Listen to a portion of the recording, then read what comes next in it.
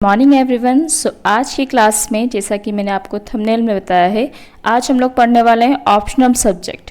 जो optional subject है हमारा इन्वायरमेंटल एजुकेशन, इसका सिलेबस हम लोग आज देखेंगे। ठीक है, so without wasting time start करते हैं।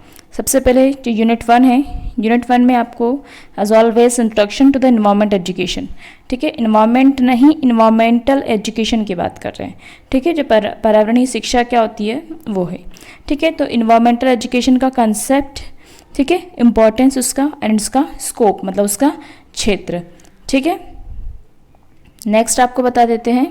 नेक्स्ट इसका objective and principle of environmental education. ये ऐसे ऐसे है, मतलब कि ऐसे कैसे उठ के आपके पेपर में आ जाएंगे।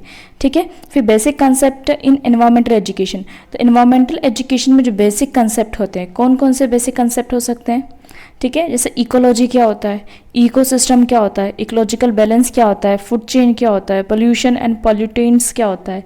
ठीक है, नेचुरल रिसोर्सेज क्या होता है, ग्रीन हाउस इफेक्ट क्या होता है, biodegradable non degradable materials, biospheres, biodiversity, ये क्या होता है। ठीक है, अगर इसका हिंदी में चाहिए तो मुझे बता देना, तो मैं आपको अवेलेबल करा दूंगी। जैसे तो इतना जो है इंग्लिश समझ में आ ही जाती है। ठीक है, पर्यावरणीय जो टर्म्स होती है इतने कोई साइंटिफिकली टर्म नहीं है।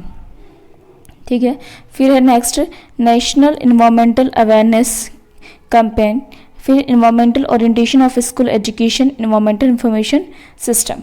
ठीक है, तो ये हो जाएगी हमारी फर्स्ट यूनिट। सेकेंड यूनिट की हम लोग बात करते हैं, तो सेकेंड यूनिट है इन्वायरमेंट एंड पॉल्यूशन।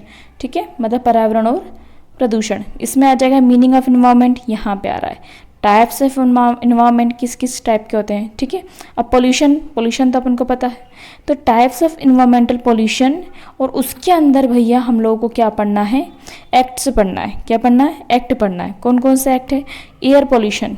ठीक है, तो पहली बात तो एयर पोल्यूशन क्या होता है, उसको किस कारण होता है, उसको कैसे प्रिवेंट कर सकते हैं, और उस एक्ट के बारे में। ठीक है, देन उसके अलावा अपना एयर पोल्यूशन क्या, वाटर पोल्यूशन का भी सेम कंसेप्ट। सॉइल पोल्यूशन का हमको एक्ट नहीं पढ़ना है, इसका सिर्फ मीनिंग एंड रेमेडीज पढ़ना है। राइट, साउंड पोल्यूशन की बात करें, साउंड में बस मीनिंग, पहले ये बेचने वाले को निकल जाने दो अब। ओके, तो स्टार्ट कर लेते हैं। अरे यार, okay, so where are we?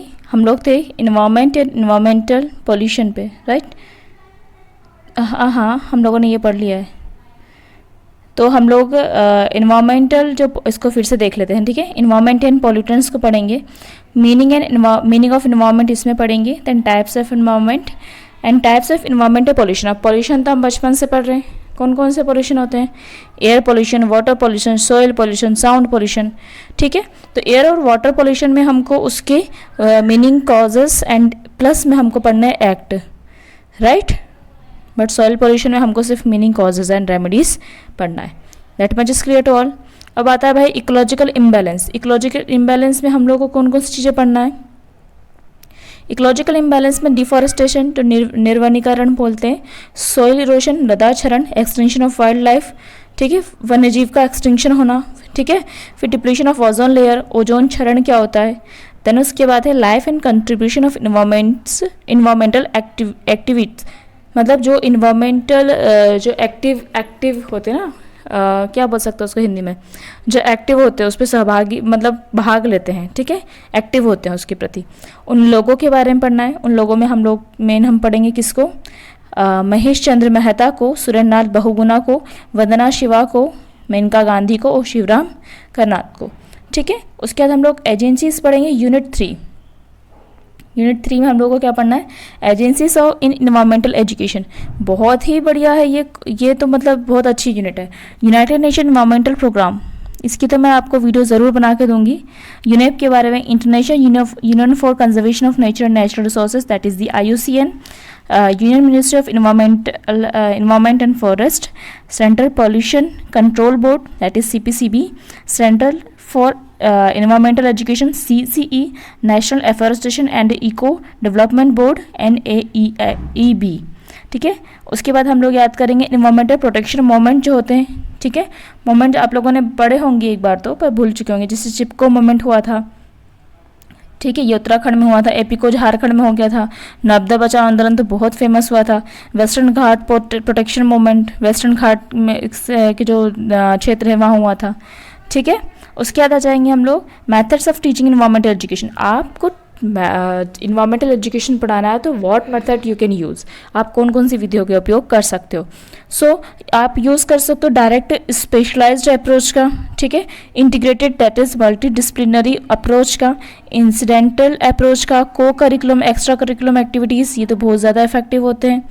Actually में इफेक्टिव सभी होते हैं, डिपेंड करता है कि आप क्या पढ़ा रहे हो, राइट। आप ओजोन क्षरण पढ़ा रहे हो तो आप ओजोन को तो नहीं दिखा नहीं सकते कि चलो बाहर चलो मैं दिखाती हूँ ओजोन कहाँ है, ऐसा नहीं होता है। ठीक है, तो अकॉर्डिंग टू अवर जो हमारा कंटेंट होता है, अकॉर्डिंग टू कंटेंट हमको उसको पढ़ाना होता है, right. So co curriculum and extra curriculum activities. Then आपका प्रोजेक्ट वर्क क्या होता है, ये प्रोजेक्ट वर्क सिलेबस में आपको, ठीक है, ये प्रोजेक्ट वर्क क्या होता है, कैसा होना चाहिए, उसकी क्या विशेषता होती है, उसका क्या महत्व है।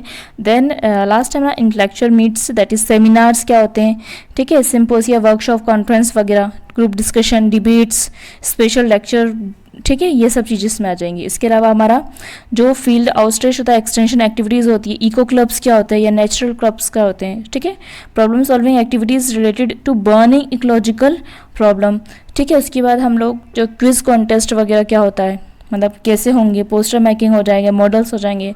आप लोगों ने सभी में पार्टिसिपेट किया होगा, कुछ कुछ चीज़ों में जैसे एग्जीबिशन वगैरह होते हैं, ठीक है, नहीं किया हो तो आप लोगों ने उस चीज़ को देखा होगा।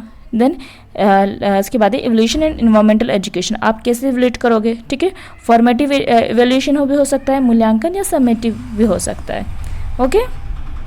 ओके, सो ये था हमारा इन्वायरमेंटल एजुकेशन का पूरा सिलेबस, ठीक है। इससे रिलेटेड भी अगर आपको कुछ डाउट हो तो you can ask me in comment section. और मोर ओवर अगर आपको वीडियोस वगैरह चाहिए या इससे रिलेटेड किसी टॉपिक को समझने में प्रॉब्लम जा रही है तो वो भी आप कमेंट कर सकते हो, बट आप कमेंट कर दिया करो मुझे, बिकॉज जब कमेंट करोगे तभी मुझे थोड़ा सा मोटिवेशन मिलता है। Okay, so thanks for watching my video, thank you.